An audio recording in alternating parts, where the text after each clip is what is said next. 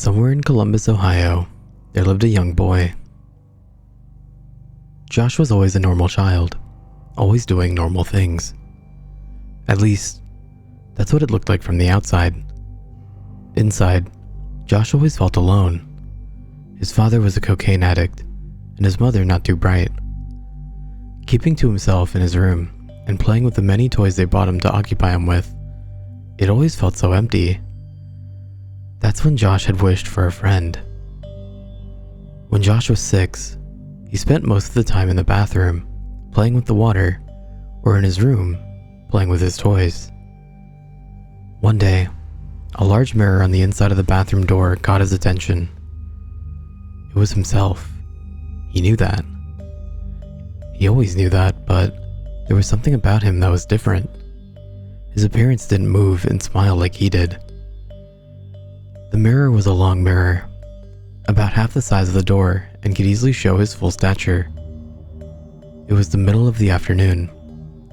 His mother was sleeping, and his father was at work when the young boy he was looking at spoke to him. "Wanna play?" Josh didn't know what to make of it. He didn't feel scared, but it all felt so real to him. The reality overtook him as the boy seemed to move from the mirror in front of him. Josh just smiled like usual and nodded his head. The boy led himself to Josh's room, where the ground was cluttered with Josh's toys. This allowed the two to laugh and play together with ease. Over the next few months, Josh's parents always noticed the loud noises coming from Josh and his room. Always talking to himself, toys moving around as he played. His parents always asked who he was talking to or who he was playing with, several times assuming he had an imaginary friend, but Josh always answered with absolute certainty, "Jacob." Over the next 2 years, Josh had been focusing on more cartoons and real-life friends than playing with Jacob. Sometimes, when Josh wasn't home, his mother could hear toys dropping upstairs. Jacob didn't appear too often. There was always a sign that he was there, and Josh was beginning to fear his room. Josh was afraid of even being near upstairs if he was alone. When Josh turned 9, a lot of things were going wrong. He was beginning to feel others' emotions easily. However, it wasn't like empathy. It was more like feeling sympathy and sorrow. Josh was already showing signs of anxiety because of his fears, and now this new turn was worrying everyone around him. No one believed that he had had a friend in his room.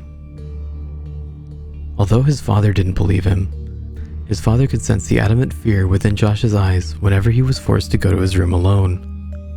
Over this year, Josh had forced himself to sleep in the living room.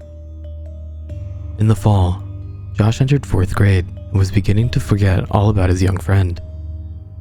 That was when the nightmares began. There were nothing serious at first. Things disappearing, his pets dying, his friends leaving. Things that one day did happen, and not too far-fetched either. But not in the way they were shown. His dreams were over-exaggerated. A lot more gory and frightening for a child his age to even think up, but he kept their existence to himself.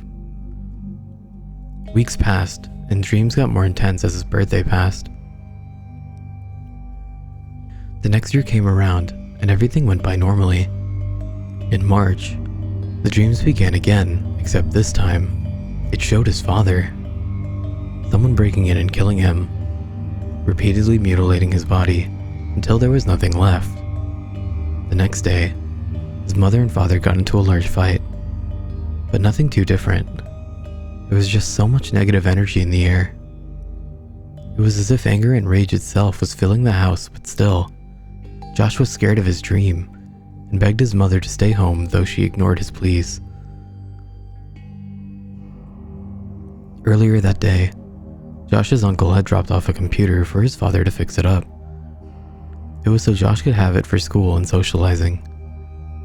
Josh's father had stayed up late to finish it after Josh had fallen asleep on the living room floor. A small mattress from a pull-out couch was laid across the floor so he could rest peacefully.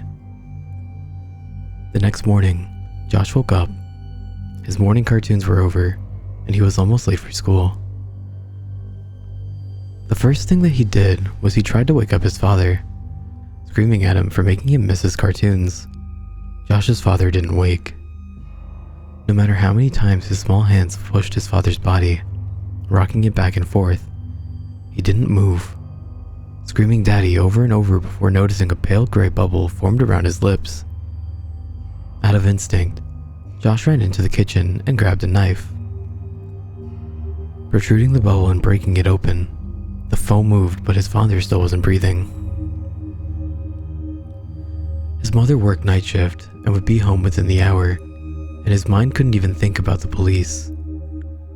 His mom was the only thing running through his mind as he ran up the steps, his fear disappearing as he rummaged through his room for the phone book to call the number his mom had left him.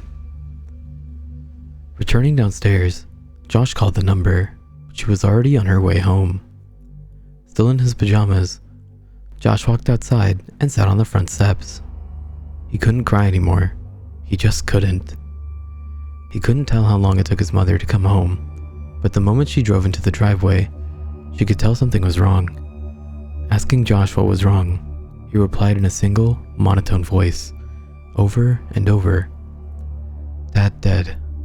Dad dead. Dad dead." Running inside, she found his father's corpse on the floor. Josh walked in slowly, keeping still, watching as she fumbled for the phone to call the police, crying for him to come back, crying for him to be okay. Josh just stood there, his eyes watching the scene. It wasn't long for the police and medics to arrive. They said that his father had not died in his sleep, but in fact fell, having a heart attack and a stroke at the same time, as if something scared him.